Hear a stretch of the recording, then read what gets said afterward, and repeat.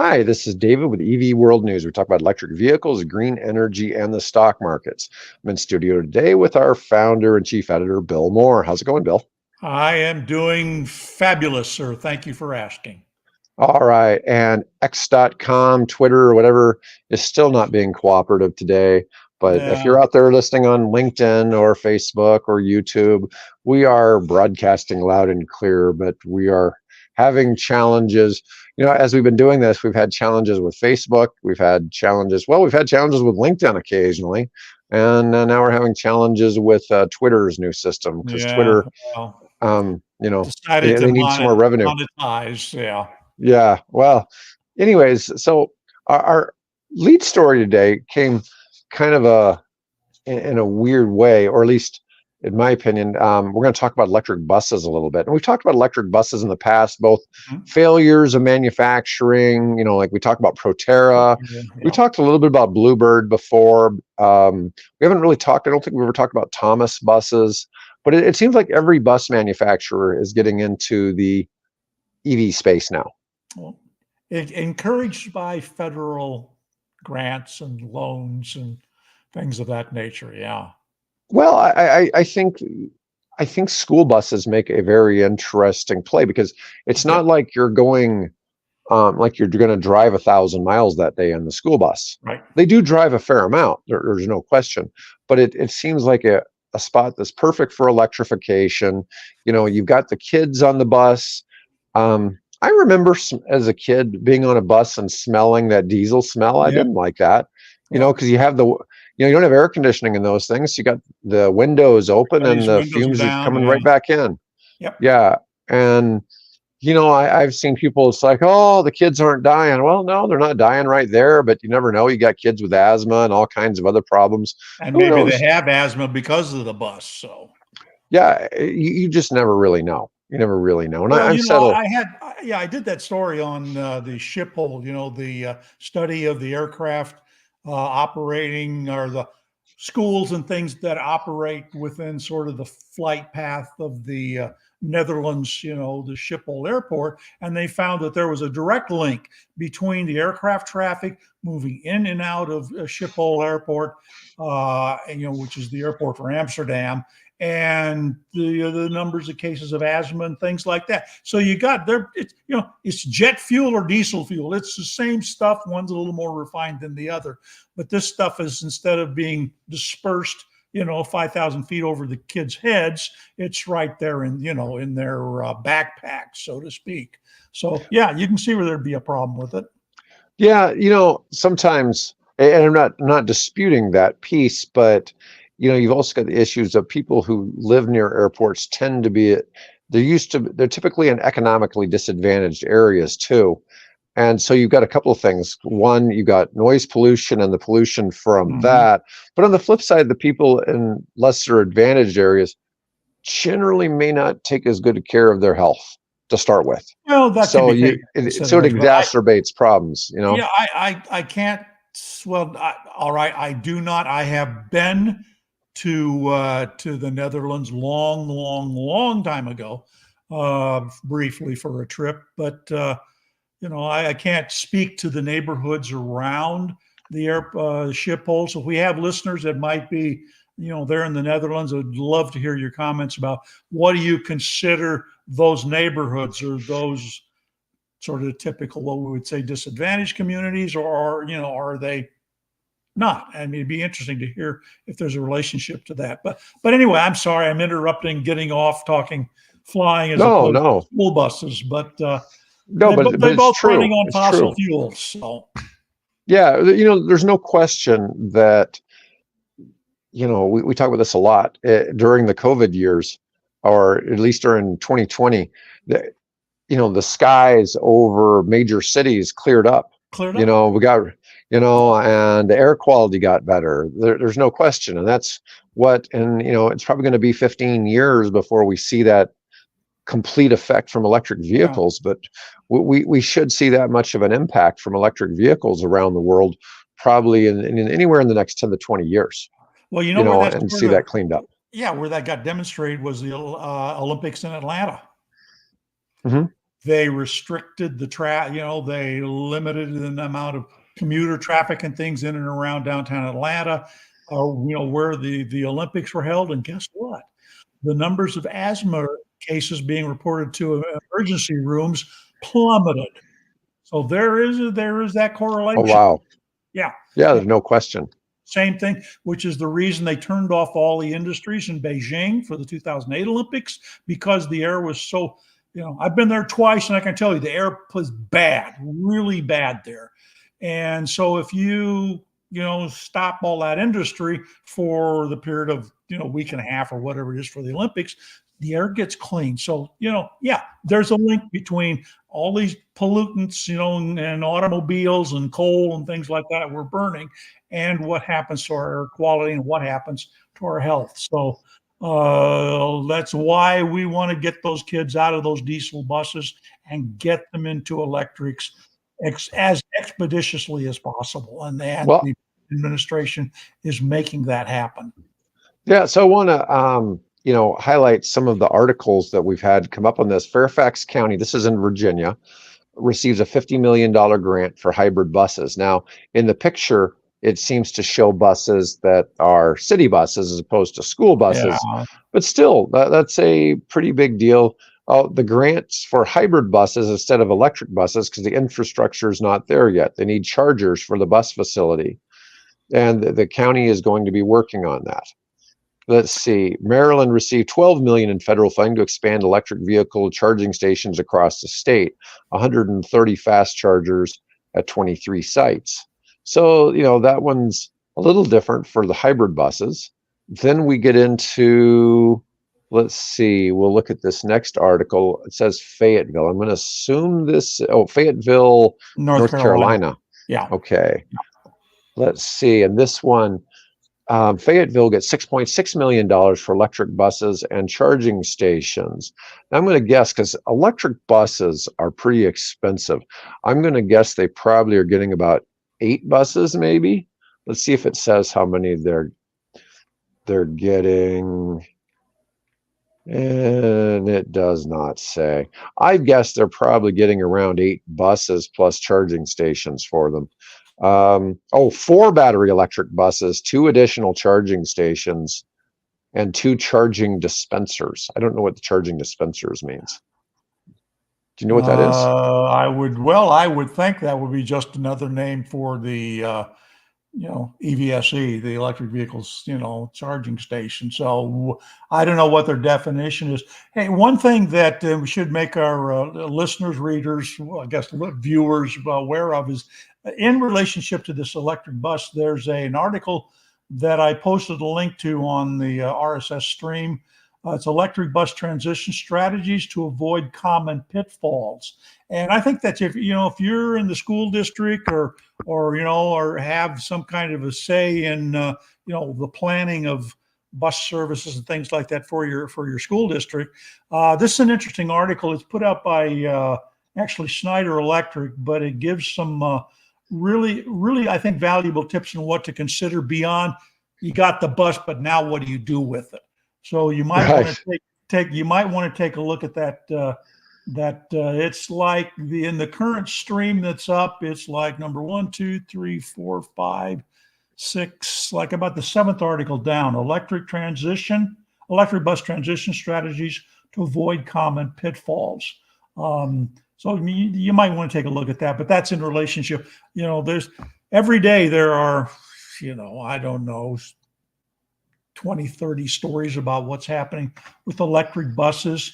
And there's a huge push within the Biden administration to get funding out there for not only the manufacture of the buses, $80 million going to Bluebird down in Macon, Georgia. There's the company out in Phoenix EV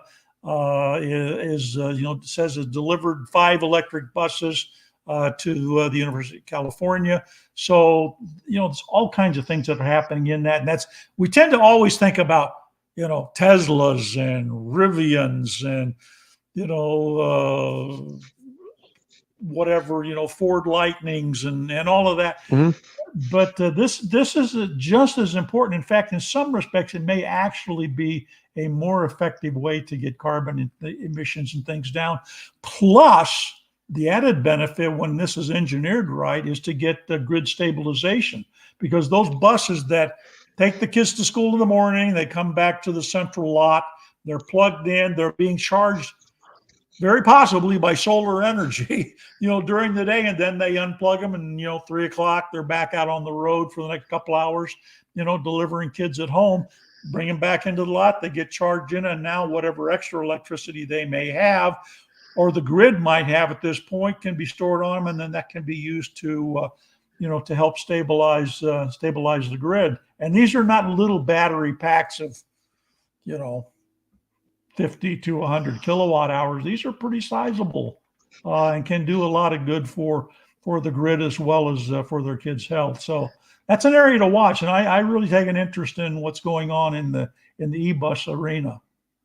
I think it's going to take a long time for the average person to really understand the importance of the grid stabilization from vehicle to grid strategies, because everybody that's kind of in the space and knows what you and I know, or knows what Mike Herzog knows it's going to be a huge part of storing the energy from solar and wind and making that effectively go through the system. People don't realize that these are just giant batteries driving around, and when they're parked and connected to the grid, they can be going either way. They can be either supplying power or they can be receiving power, and it's just it's going to, like you said, it's going to be a huge part of balancing the grid, load balancing. And people always think that all of a sudden, because we've seen Norway already, go to mostly EVs, and it didn't crash their grid. No. And so it's already being done. I don't know that Norway's doing much with vehicle to grid, but their grid was able to handle it. I don't see why the U.S. grid wouldn't be able to handle it as well. But this article here from Phoenix, a company called Phoenix EV, delivers 5 electric buses to a University of California, Irvine. Now, what I found was kind of interesting about this particular article. Now, California Irvine has actually had an electric fleet since January of 2018, and the first university in the U.S. to go all electric. They have 25 buses in its fleet, and they've logged almost 1.2 million miles. Bus ridership let me see, was almost 1.5 million people for last school year, while annually hitting about 185,000 miles, averaging about 3,500 miles a week. But what was interesting is charging cost them 37 cents per mile to drive the bus, compared to $1.53. So that's a 75% savings. Just what they would have spent on diesel. So never mind, cleaning up the air, cleaning up the carbon. It definitely is cleaning up the pocketbook. Yeah. Okay. Now, so there's this particular company, I know a little of the history. They started off with basically converting a pickup truck to electric, and they debuted. I was at the debut. Was at the what's that famous auto museum? I hate old age. I can't remember names anymore. But they debuted at the Peterson. There we go, Peterson Museum, which is where I got a chance to hug Daryl Hannah, the actress who was there also. But that's how they started out. They started out with a truck, and then, you can see a little bit of what they've done there, and then shifted into got bigger and bigger, vehicles, and now they're looking at 40-foot buses, which is great. Yeah, I think it's kind of a natural thing, but it is an impressive when you're talking about 75% savings. And that was just in fuel. That's not including the savings in maintenance. So that's a pretty big deal. And I'm sure they do use tires occasionally. They're not going through tires every 4,000 miles. Yeah. We're not going to let anybody down, get away with that kind of crap. We're going to keep rubbing that salt in that wound. So, Man, that one story never is going to go away. no, no, no, no, I no, mean, I get no. that people all the time talking about, oh, but the particulates from your Yeah, EVs is like, oh yeah, yeah, God, yeah, yeah, one article got picked up somewhere, yeah. you know, Well, and what was it? The lie, was it Mark Twain lies, get around to go around the world, before the truth gets its boots on, or something to that to yeah, that effect. Yeah. well, there's certainly something to that. I mean, I really don't know. Hey, and by the way, we're not the only, I'm going to give you a segue. We're not the Mhm. only ones frustrated with the amount of misinformation that is being put out there about electric vehicles. We're going to talk at some point here about Sandy Munro and Robert Llewellyn interview that was done about 3 days or so ago. Sandy, who is, some people will know, average person not going to know him, but Sandy, runs a company called Monroe Associates, and their job is to take cars, particularly now electrics, that's their main focus now, and take them apart down piece by piece by piece, and then analyze the costs, and then show manufacturers how they can improve and cut costs and lighten the vehicles and all that thing. So Sandy is a well respected auto engineer, as well as aeronautics, as a matter of fact. And he goes into reviewing what these cars are like, and so he and Robert Llewellyn, who is a Brit that's gotten involved, in electric vehicles, did an interview about, what do they call it? The crisis, China crisis, something like that. Yeah, But anyways, talking about the electric vehicle industry, and one of the things, that leads off that interview is how frustrated he is. He says, I stopped listening basically to the news. I read stuff that's pertinent to my, to my interests as an engineer and on EVs. But he says they're just so frustrated the amount of lies that are being spewed out there by the media. So we I share something in common, Sandy. I see errors on all kinds of topics that people are Oh, trying to produce news.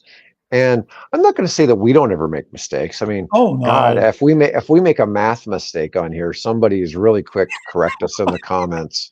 You Yeah, know, math the, is not my forte, believe me. I oh no, admit it. I had the best comment ever on one of my videos I did with Mike Herzog, who is a professional engineer who Right. specializes in electric grid and public utilities. Yes. And he's licensed in multiple states. And Right. somebody And said, he is a real PE, right? I mean, yeah, that's something you yeah. just don't go and, send off a diploma, mill for. That's a real thing to account to get one of those. No, So we have somebody commented, you guys really need to learn some electrical math.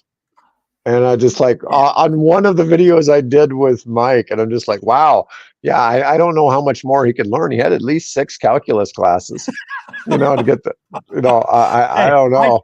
I took a class at community college, in electricity. That's the extent of Yeah, my knowledge, and it's obvious, and I admit it. And I'm more into the policy and the vehicle design and utilization and things of that nature. Not so much into the math, I, and I I do get engineers that leave comments, but they're usually quite constructive, and they're yeah, typically explaining something in greater detail than maybe we covered on the show, which I yeah. always appreciate that. I Thank like those you. comments. I Yes, like to see that they're not being condescending and saying, "Oh, you did this wrong." I mean, yeah, I will sometimes say kilowatt when I meant kilowatt hour. I'll get right. those mixed up all the Yep, time, and it'll yep, drive certain people crazy. yep. And I really don't, know what to say. I've been, I pronounce Chinook Chinook helicopters wrong every oh, time. You yeah, know, I don't know. I mean, it's just it's easy. It's not like I've been around those all the time. You yeah. know, or when I pronounce my close personal friend Elon name wrong. They, there used to be Yeah, this commercial where a guy was joking, "Oh yeah, my close personal friend Bjorn Borg," you know, you know, and you know, for the tennis player that probably nobody right, else has heard of on this show, Bjorn Borg, right, but it right. was always just kind of funny to say Bjorn, you But know, Jordan. and it's, yeah, Well, Bjorn why do Borg. they put that stupid, BJ? Why do they put that J in there? Yeah, well, Particularly when that's they call the it just, Swedish. Bjorn. But Yeah, yeah, all the Scandinavian countries pronounce that like it was Byorn. right, Yeah. yeah, Well, more power to them, right? But yep. anyways, yeah, so the Teardown Titan on America's China Crisis is on the Everything Electric show. And anyways, you can catch that on YouTube. There's a link to it from the evworld.com site as Right. well.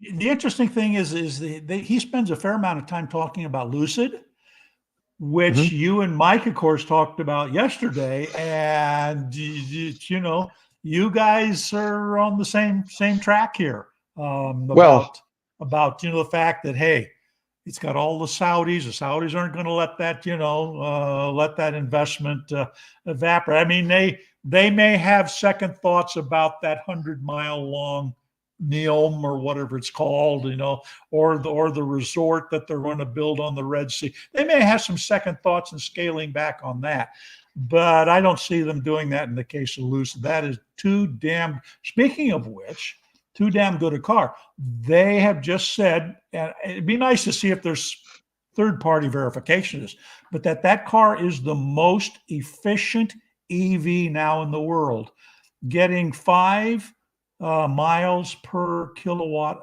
Are we saying this right? Kilowatt hours? it is. That is correct. Yeah. Yeah, I was really surprised to see that they were saying it gets 5 kilowatt or 5 miles per kilowatt hour, yeah, because that's a lot. Because like your typical Tesla gets about 3.5. yeah. Now, there are a fair amount of cars when you start getting into these super light, small ones that get as Right. much as 8 to 12. Oh I've yeah. even seen 13.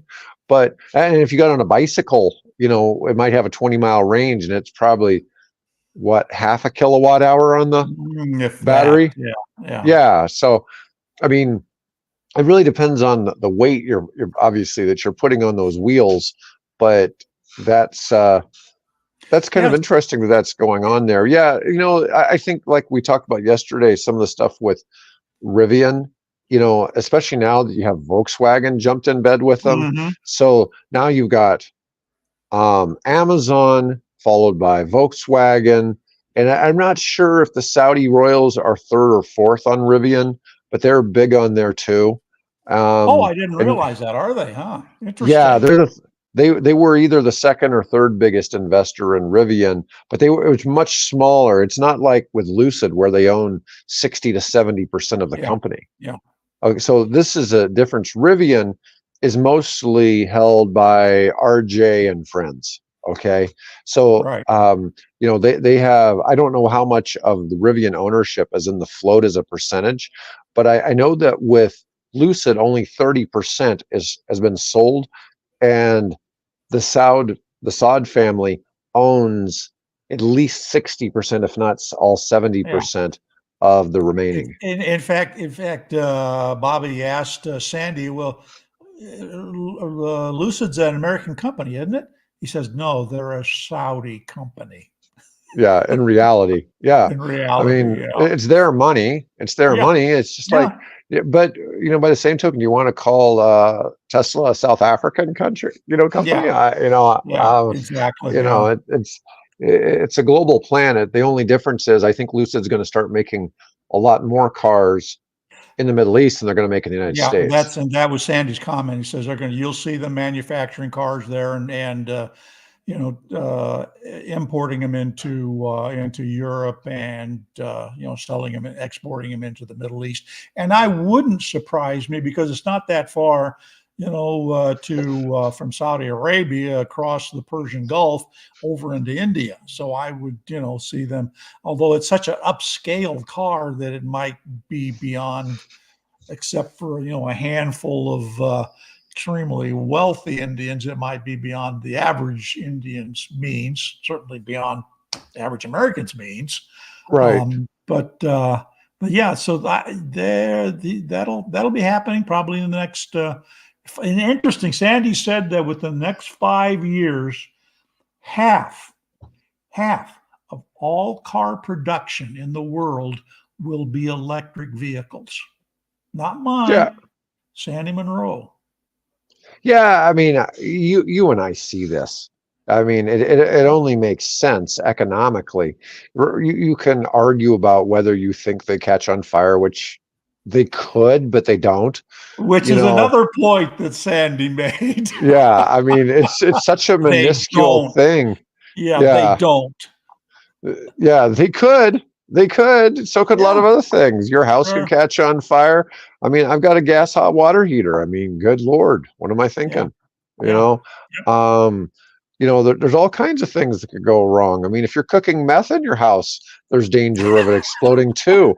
I mean, but I really don't know what to think about some of these Yeah. things people come up with.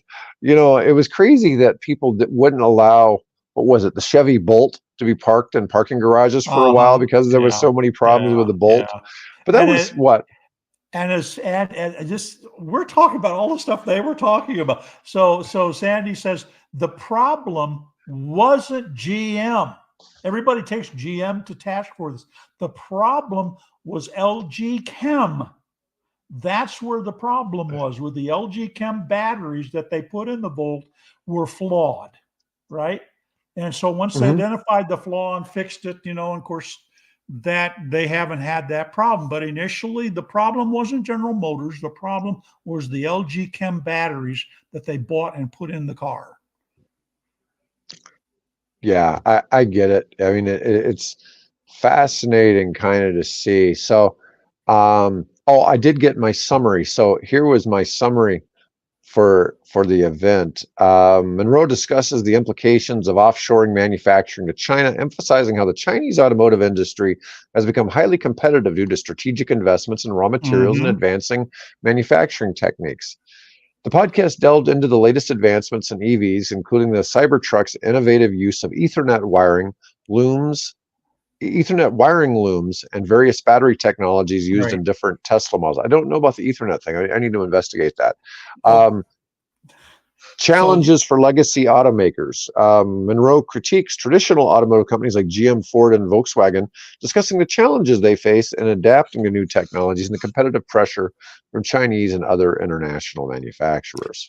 So speaking of the looms, which is this the wiring system that comes, in a bundle of all the wires, and then the people on assembly line that connect them to everything. He says this is the size of the typical. You took all the wires and put them together. This is the size of the typical 12-volt system that runs, does all the communications and talks to the CAN buses and all that kind of thing.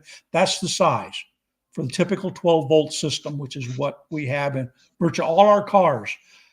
Cybertruck, which is the first one to introduce a 48-volt system, is that big. One Oh, quarter, one quarter the size of the standard loom system that goes in most cars. So you go from that much copper yeah. to that much copper. Well, that's pretty amazing. Yeah, It's a big improvement. huge Yeah, improvement. and it's really hard to fathom. When we talk at people about how the EVs are saying, "Oh no, they're not. It's not improved manufacturing. It's because EV prices are crashing because they can't sell them." It's like they No, can't sell them. no, I mean, no. we keep set Which, every quarter. It seems to be a new record of some sort. which brings up a question that I'm asking myself is the reason why we have gone there, not that there is an actual slump, it's just that things have sort of, was plateaued a They've bit in the stabilized. sales. Yeah, it's stable. Well, in the sales of electric vehicles, it still continued to go up. For example, Daimler sold 69% more of their electric buses and trucks in Europe, and year over year. So even in that expensive category, that's all going up. But because this technology is improving so fast, right? From cars doing we thought, wow, wow, 200 miles. That's a step. Now we're up to 300 and 400 and 500 miles. And at the same time, the price of that, because of technological improvements and efficiencies in manufacturing and competition in the market, that those prices are coming down. I'm wondering if a significant segment of the buying public is sitting there and saying, well, why should I, my car will work fine for the next year or two. Why don't I wait until I can get a car that does 500 miles, charges in 5 minutes, and costs me $25,000? Well, think about this. We had Rob Cotter on here from Elf, and Right. they're making basically a three-wheeled electric hybrid bicycle that you Right. pedal, but it's enclosed. It's got some protection from the elements. It's got the solar panel, and the whole thing costs about $10,000. Right. And then you figure BYD is putting out a You can buy a damn whole fully car. electric car, 4 doors, and a hatchback, Yeah. and it's like $9,000. Yeah, And so they're exactly. selling that cheaper than what he can sell his Elf bike. And I'm Yeah. like, damn. Yeah. Now, he never really was truly manufacturing. No. They were they were getting stuff and they were assembling stuff, putting stuff together. Right. They probably made a few little parts or whatever, but they basically were having all the parts made for them, and they were assembling here in the United States. It might have been completely made in the United States, but you know what I mean. It's not like going Exactly. into what a BYD facility would look like. And he never was able to achieve any scale to get those prices down. Right. Obviously, if he could have really hit some scale and produced 10,000 of those things a year, he would have gotten. You have to have a market that attracts that kind of those kinds of sales, and those kinds of sales is what attracts the money that's necessary to scale up and get to the size and introduce the automation and wheedle down the price, from suppliers and all that type of thing. It's interesting that Sandy made the comment about the Aptera, and he says the Steve and come on, again, it slips my mind, but the two guys at Aptera spent $175 million to get the car to where it is now, and they're almost to production. He says that car should have cost, in terms of development, $2 billion. And they were able to do this for a fraction of that. Now, that's a hell of a, still $175 million, a lot of money, but that's a fraction of what it would have cost if you'd gone to General Motors or GM or Chrysler and said, build me a three-wheel car that runs on solar power energy and gets 1,000 miles on a charge. $2 billion. Right. So. Yeah, I mean, it is pretty amazing that they've come as far as they are, but I sure wish they were really producing and cranking out cars. I do too. I so much want to see that car on the road, and I so much want to drive one. Oh yeah, they look like fun. I have friends who have them on reserve. Yeah. So, but we'll see if it comes to market. So let's see here. Let's talk about Gen Z doesn't want to own cars. Yeah. Then or they don't want cars. Now, is this supposed to be a nationwide thing, or is this a worldwide discussion? Well, I'm assuming that from the article they're speaking in general terms of the U.S. market. But I would suspect that it's probably pretty well globally, applicable. But the idea here is that the numbers, and we've seen this historically. I mean, since I started EV World, I've seen this trend where the younger generations just don't have a desire to own number one, to even drive a car, and because they don't drive a car, they can get their friends, by other means, for, riding with someone who has a car, maybe borrow mom and dad's car, whatever. So there's less of a desire to learn to drive. There's even less of a desire to own a car because it's so expensive. And then there's sort of the background as these kids been growing up, they've been hearing about climate change and global warming and saving the wildlife and hugging the trees and that is part of the motivation for why should I have a car? I can do everything I need to do. And particularly this what's attracted to them are, what we would call now walkable neighborhoods, 15-minute communities. I don't need a car. I can buy my my growing family. I can buy them a cargo bike, where I put a couple of kids in the front seat with some groceries, and mom can run them around on an electric assist bicycle. So that is sort of where that particular generation is growing up. And I see kids just around here in my neighborhood. They're riding on scooters. They're riding on those uniwheel things, kind of balancing, where that's electric. Kids riding on electric bikes, and even the little kids have these miniature Mercedes, right? And these miniature Jeeps that are electric powered. And I'm thinking, here's a generation of kids that are growing up who may never, as trends continue, may never own a gasoline car. Everything that they drive or ride will be electrically powered at some point. I think that's only reasonable. Reasonable to assume. I'm almost, when I see some kid riding around on a gas-powered little mini bike of some sort, I'm kind of like, really?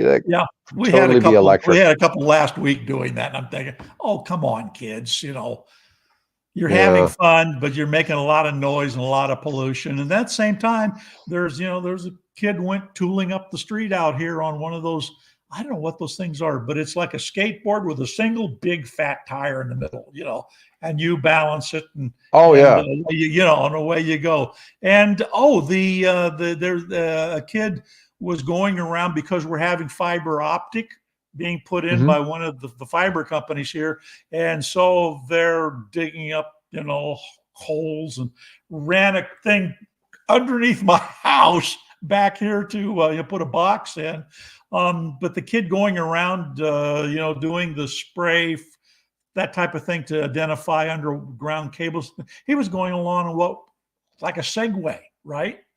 Oh, wow. Little stand-up thing, and you go along, and that's how he's getting around. So on the grass? Well, no, it was on the street, the sidewalk. He was running around. Yeah. I was driving down the road one day, and I saw somebody on one of those hoverboards. You know what the hoverboard is? It's a little electric thing. It looks like a skateboard, but it has the wheels pointed out on the end, and I saw a guy, he was edging lawns on one of those. He was going really quickly, edging lawns. Sure, absolutely. And I'm just like, what the hell? That's for real talent there, edging lawns on one of those. But all right, so let's get into, what do we got left? Let's talk about your RFK rebuttal. So yesterday we were, Mike and I were talking a little bit, and it wasn't so much that we were trying to have a real discussion about politics as much as what I thought, how I feel Elon is hedging his bets. But I've to the tune of 140 million, whatever, 180 million, or whatever it is. That's some bet hedging. Yeah, but to me, I've looked at how much the stock has gone up in the past week. I mean, it's his own interests have gone up billions. Yeah. So it was a good announcement for him and Tesla. It's helped Lucid, although it's down today, and my Rivian, and it really did great. Reached like $18 and something. It's down today, but that's to be expected. That's all these profit taking that goes on. But yeah, so you guys were talking about, I think you were saying, well, if if Biden bows out, and you keep hearing rumors that may happen. In fact, maybe he says he's not going to do it. He says he's not going to do it, but he's getting donors and everything backing out. I've heard stories that if for some reason he were to back out, and they didn't back Harris, and they were going to go to someone else, like say they're going to pick Gavin Newsom or something like that, that they'd have to refund a whole lot of the political the donations. Yeah, that doesn't make any sense to me, but I don't know. Yeah, so it's really interesting. Of course, I was at the local. I'm a Democrat. All right. Hate me for it, but whatever. So I was at the local Democratic Party meeting last night, and of course they're, what are we doing to organize and things like that. so getting back to this RFK comment that that you were making there about, well, we get RFK, and I can almost assure you that that will never happen, Oh, I because don't think it'll happen either. yeah, there is so much. I mean, I was actually one of the early conferences I attended. RFK was the keynote speaker, and I actually had a chance to, if my memory serves, I didn't have a chance to talk to him, but I was within close proximity to him before he went on stage. And of course, and you're right. He was sort of the founding guy for River Keepers, which was an environmental group that was trying to clean up, the Hudson River, because over the decades and decades, so many pollutants had been dumped in the river, and then you start trying to dredge and clean it, and it brings all those pollutants and things up. So yeah, he was, founder and principal guiding light of River Keepers, and he had that going for him, but it seems like over the years he's just gotten to the point to where even his family I've seen that. His family wouldn't endorse him. So not sure exactly why. He said, "Well, I had a worm in my brain that was eating my whatever." But anyway, but what I found interesting is I picked this book up for 74 cents at the local St. Vincent de Paul, right? Yeah. And it's about the handful of Americans who defied the U.S. government and basically snuck into Europe, and they were pilots, and so they could fight on the side of what would become the Allies against the German invasion of Europe. And one of the fascinating things is that one of the principal opponents of U.S. involvement and support of the British and the French governments was our ambassador to the UK, which was Joseph Kennedy, which was his grandfather. And to things that he did to try to prevent the U.S. from getting involved and saving Europe from the Nazis. I can't believe it. And of course, the reason he was the ambassador to the UK is because he was a threat, perceived as a political threat to Roosevelt's second term. And so was a third, no, it'd be the second term. What happened is they appointed him, conveniently, the ambassador to the UK to get him out of the United States. But of course, then war starts, and then he uses all of his influence, because there was a huge segment of the U.S. population that was against getting involved in the war. And it had to take Pearl Harbor for us to begin to say, okay, maybe we have a dog in this fight. We were a pretty active participant in the war in the Atlantic. But that was initially somewhat, even as a neutral. Somewhat covertly. We had the Lend-Lease program. Churchill wanted, us to sell him, something like 50 destroyers, and to protect the convoys and things, because the Germans were sitting literally off the coast of Long Island, and the Jersey Shore and things like that, and sinking freighters. I forget the exact tonnage, but in 1 month they sunk several 100,000 tons of shipping that was destined, for the war for the Europe.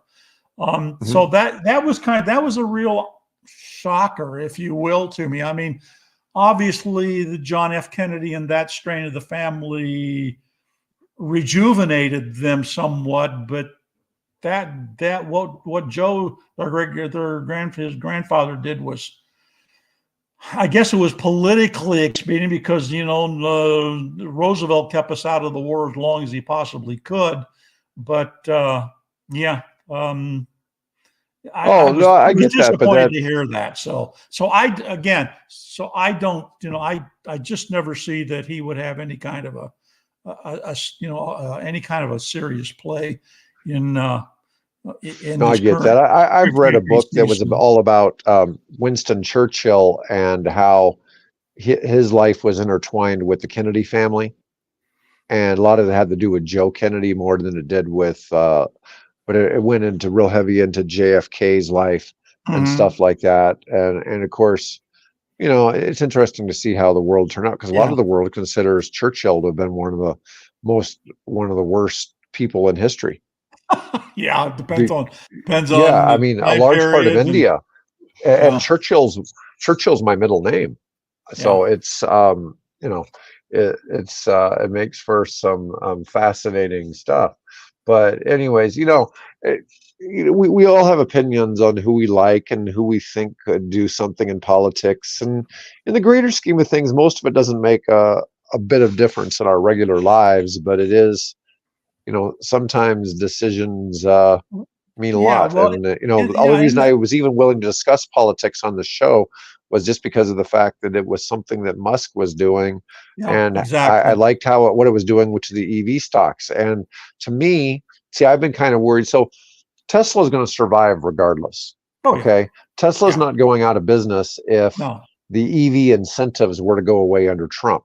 But I see now this isn't going to happen. But the companies that would really be hurt by it, in my opinion, would be pretty much everybody else. Yeah. Again, Okay. listen to that interview that Robert Okay. Llewellyn. I'm going to listen to it.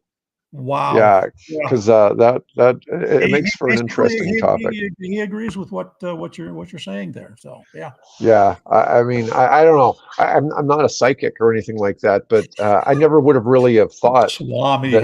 hat. Yeah. I never would have thought of, Musk doing it, because it's kind of traditional for the CEOs of a lot of really big companies to kind of really try to not give their opinion too much or donate money too much to, Right. if they're going to give to one party, they're going to give to the other party too. Right. So both Right. sides are getting money, not Right. just one. And so this was kind of an interesting thing. And Biden will come right out and tell, or Biden, Elon will come right out and tell you he voted for Biden in the last election, and the Yeah. previous election he voted for Hillary.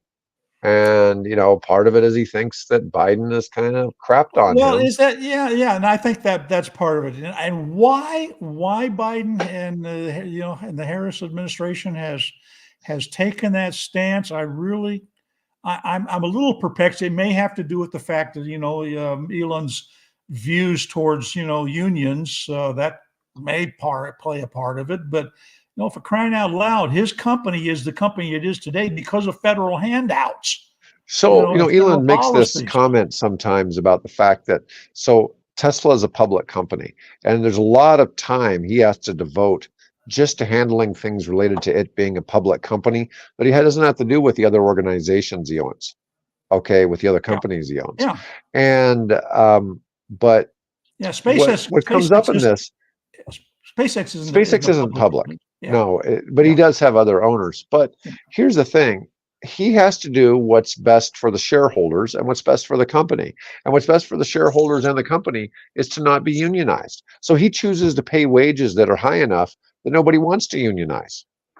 yeah. So what is the difference? So, and in effect, the threat of labor unions forces him to still pay competitive numbers. So I understand that, So, that the so it's a UAW good does all thing. these things. Yeah, Yeah. So I'm just saying the actions of the UAW still are benefiting Tesla workers because of that pressure. Now, maybe Elon would have still paid better because he wants the best and the brightest. Who knows? yeah. Who knows? That's hard to say, but I'm just saying that there has to be some pressure, because if he was paying crappy wages, they sure would have unionized, right? But you look at, I heard, if you look at, UPS is a good example of where a union seems to work, because they have 350,000 Teamsters members Yeah. at UPS. And UPS has for a long time been a highly successful company, and that seems to have worked out. That there's something to the fact that UPS workers get good wages and benefits and Yeah. stuff like that and stick around, and And it's been that good for the forces long-term success. FedEx and hopefully Amazon and others guys to Yeah. So offer similar rates and benefits and things. So yeah, So, unions certainly have their benefits, but we've also got problems with unions and their leaders being corrupt. And so there's been an awful lot of problems with that over the years too. Yeah, yeah. This goes back to one of the very reasons that I used to be a Republican as a younger man was because of that whole unions are supporting Democrats and unions are corrupt, right? Thing. Well, I've gotten older and hopefully wiser, and taken a less critical view, let's say a more positive view of the potential good influence that organized labor can have over the alternative, which is let the companies pay whatever they think they want to pay them, and that may be good or it may not. So, but anyway, that's way off the track. No, we did get off track again. Yeah, Bill and I tend to go off on tangents. Yeah. Folks, we do appreciate y'all watching today. That was all of our topics for today. And we'll be back on Tuesday next week. So everybody have a great day, and thanks for watching.